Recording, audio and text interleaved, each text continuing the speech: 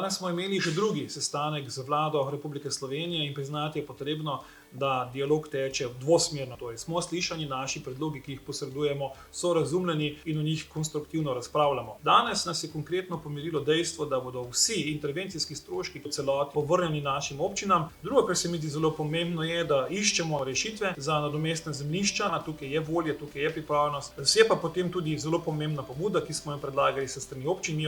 Mi smo jo nazvali kar neka solidarnost med občinami. Gre za 1 evro na prebivalca, torej tiste občine, ki smo bile manj prizadete ali sploh nismo bile prizadete v teh poplavah. Solidarnostno iz naših proračunov nakazujemo 1 evro krat število prebivalcev tistim občinam, ki so bile najbolj prizadete. Konkretno lahko povem za našo občino Kočevje, imamo 16.000 prebivalcev, odločili smo se za donacijo 20.000 evrov in sicer 10.000 občini Ljubno ob Savinji, ki je bila zelo prizadeta, in 10.000 občini Solčava, ki je bila prav tako zelo prizadeta.